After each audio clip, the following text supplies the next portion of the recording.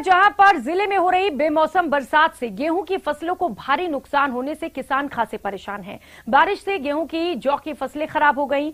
बारिश ओलावृष्टि से खेतों में खड़ी फसलें चौपट हो गईं। किसानों ने सरकार से नुकसान का मुआवजा दिलाने की मांग की है। तो अचानक से मौसम में बदलाव और उसके बाद किसानों की मुश्किलें बढ़ती हुई नजर आ रही हैं।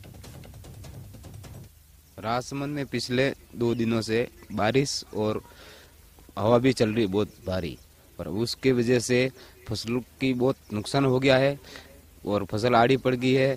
और बहुत बारिश होने के कारण से सरकार से ये निवेदन है कि कुछ राहत दी जाए।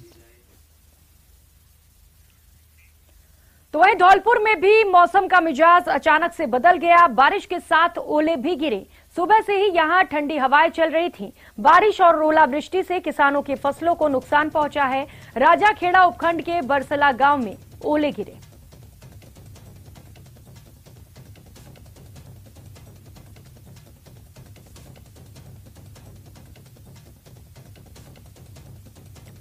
तो तेज बारिश और उसके साथ साथ ओलावृष्टि, जिसके चलते किसानों की फसलों को नुकसान पहुंचा और इसके साथ ही मौसम में भी बदलाव देखने को मिल रहा है। लोग वहां पर हल्की ठंड महसूस कर रहे हैं।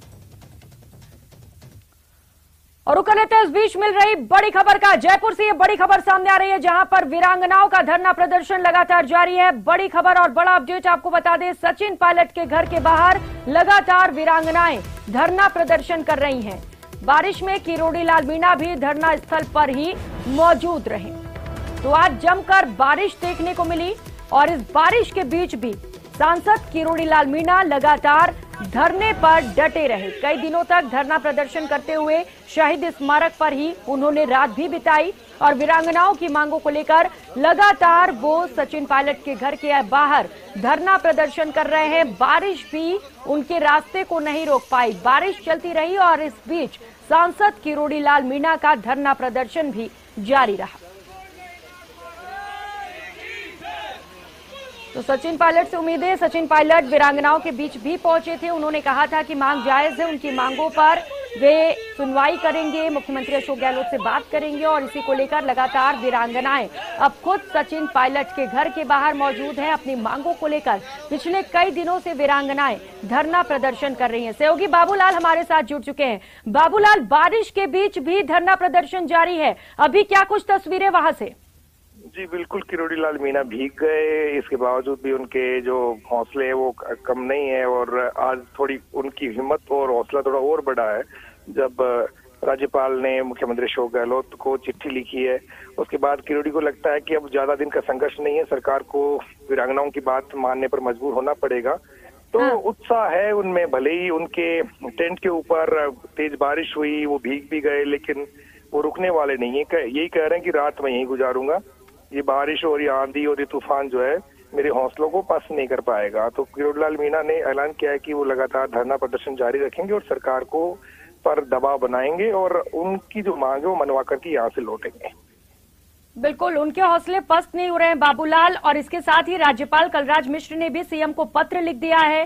सचिन पायलट भी इससे पहले जब पहुंचे थे तो उन्होंने कहा कि मांगों पर बात बन जाएगी, वो बातचीत करेंगे, लेकिन सरकार ने अपना रुख साफ कर दिया है। वो कह रहे हैं कि ये सिर्फ राजनीति है, सियासी स्टंट है। जो मांगे थी, जो पूरी की जानी थी, वो कर दी गई हैं। कुछ मांगे ऐसी हैं जिन्हें पूरा नहीं किया जा सकता है।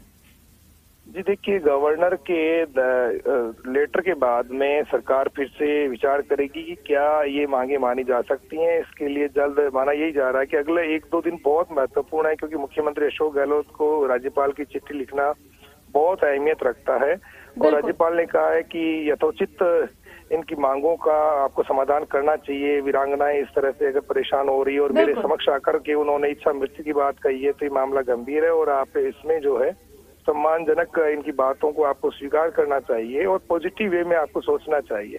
तो मुख्यमंत्री अशोक गहलोत को जो चिट्ठी गई उसके बाद में सरकार जरूर सोचने में मजबूर होगी। जो भी संभव सरकार से हो सकता है वो करने की कोशिश जरूर होगी, क्योंकि संवैधानिक मुखिया अगर आपको चिट्ठी लिखते हैं मुख्यमंत्री को तो फिर सरकार जरूर सोचती है, मामले को गंभीरता से जरूर लिया जाएगा, ऐसा लगता है।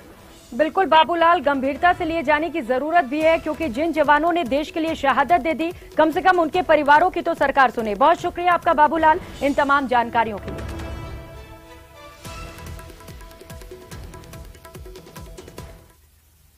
और फिलहाल यहाँ रुकेंगे एक छोटे से ब्रेक के लिए, लौटेंगे।